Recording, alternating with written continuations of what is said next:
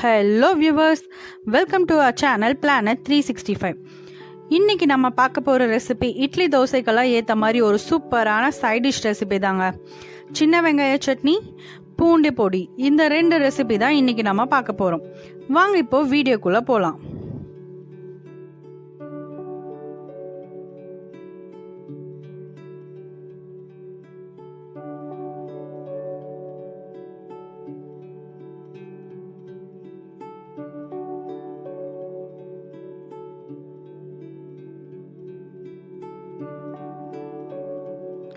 சின்ன வெங்காய சட்னி செய்கிறதுக்கு நம்ம என்னென்ன பொருட்கள் வேணும்னு பார்த்துடலாம்.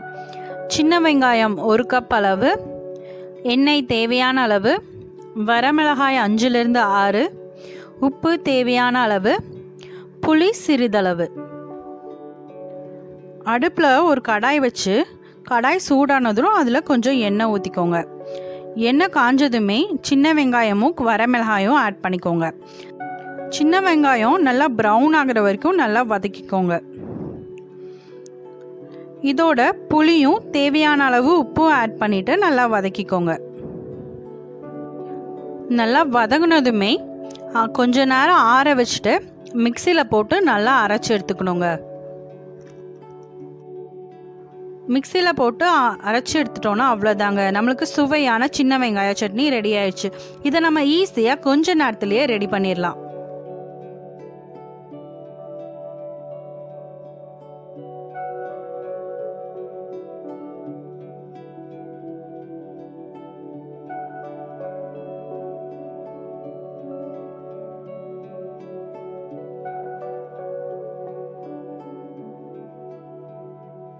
இப்போ நம்ம பூண்டு பொடி எப்படி செய்கிறதுன்னு பார்க்கலாங்க. இது நீங்கள் அரைச்சி வச்சுக்கிட்டா 1 மாதம் வரைக்கும் கெடாமல் இருக்குங்க. நீங்கள் இதை ஃப்ரிட்ஜில் வைக்கணுன்ட்டு அவசியம் இல்லை. நீங்கள் வெளியே வச்சாலே இது 1 மாதம் வரைக்கும் கெடாமல் இருக்கும். நீங்கள் வெளியூர் எங்கேயாவது போகிறீங்க, இல்லை வெளியூர் போகிறவங்களுக்கு ஏதாவது கொடுத்து அனுப்புகிறீங்க அப்படின்னா நீங்கள் இது பொடி செஞ்சு கொடுத்தீங்க அப்படின்னா இது ரொம்ப யூஸ்ஃபுல்லாக இருக்குங்க. இப்போ நம்ம இந்த பொடி பண்ணுறதுக்கு என்னென்ன பொருட்கள் தேவைன்னு பார்த்துடலாம். பூண்டு 1 கப், வர கொத்தமல்லி 1 கப், வரமிளகாய் 5லிருந்து 6, உப்பு தேவையான அளவு, நல்லெண்ணெய் தேவையான அளவு. இப்போ அடுப்பில் ஒரு கடாய் வச்சு கடாய் சூடானதுமே நம்ம அதில் வரமிளகாய் ஆட் பண்ணிவிட்டு நல்லா வறுத்துக்கலாங்க. இது வந்துட்டு நம்ம ட்ரை ரோஸ்ட் தான் பண்ணும், எண்ணெயெல்லாம் எதுவுமே ஆட் பண்ணக்கூடாது. இதோட நம்ம எடுத்து வச்சுருக்க வர கொத்தமல்லியும் ஆட் பண்ணிவிட்டு நம்ம நல்லா ட்ரை ரோஸ்ட் பண்ணிக்கலாங்க. அதில் இருக்க தண்ணி லைட்டாக ஈரப்பதம்லாம் போய் வரமல்லி வந்துட்டு நல்லா ஸ்மெல் வருங்க. அதுவும் இல்லாமல் வரமல்லி நல்லா பொரிஞ்சு வரும். அது வரைக்கும் நம்ம நல்லா ட்ரை ரோஸ்ட் பண்ணி எடுத்துக்கலாங்க. இந்த பொடி நீங்கள் இட்லி தோசைக்கு தான் சாப்பிட்ணுன்ட்டு இல்லைங்க, நீங்கள் சாப்பாடுக்கு கூட பிணைஞ்சு சாப்பிட்லாம். இப்போ பார்த்தீங்கன்னா நல்லா ட்ரை ரோஸ்ட் ஆயிடுச்சு. இதை நம்ம ஆற வச்சிடலாம். இப்போ நல்லா ஆற வச்சதை மிக்சியில் போட்டுக்கலாங்க. இதோட நம்ம இதுக்கு தேவையான அளவு உப்பும் ஆட் பண்ணிக்கலாம்.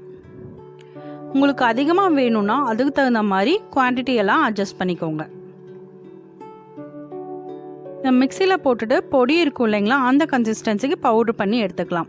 நம்ம இப்போவே பூண்டு போட்டோம்னா பவுடர் ஆகாது. ஸோ இது பவுட்ரு பண்ணிவிட்டு அப்புறம் பூண்டு போட்டுக்கலாம்.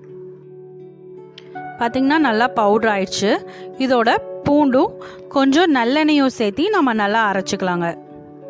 உங்களுக்கு இப்போ நல்லெண்ணெய் ஆட் பண்ண வேண்டாம் அப்படின்னா நீங்கள் இது சாப்பிடும்போது கூட நல்லெண்ணெய் ஆட் பண்ணி சாப்பிட்டுக்கலாம். அவ்வளோதாங்க, டேஸ்டியான கார்லிக் பொடி ரெடி ஆயிடுச்சு. இந்த ரெசிபி நீங்களும் உங்கள் வீட்டில் ட்ரை பண்ணி பாருங்கள். ட்ரை பண்ணிவிட்டு எப்போ இருக்குன்னு கமெண்ட் செக்ஷனில் கமெண்ட் பண்ணுங்கள். இந்த வீடியோ உங்களுக்கு பிடிச்சிருந்தா லைக் பண்ணுங்கள், ஷேர் பண்ணுங்கள், அப்புறம் மறக்காமல் சப்ஸ்கிரைப் பண்ணுங்கள். அப்படியே பக்கத்தில் இருக்க பெல் ஐக்கானையும் ப்ரெஸ் பண்ணிடுங்க. தேங்க்யூ.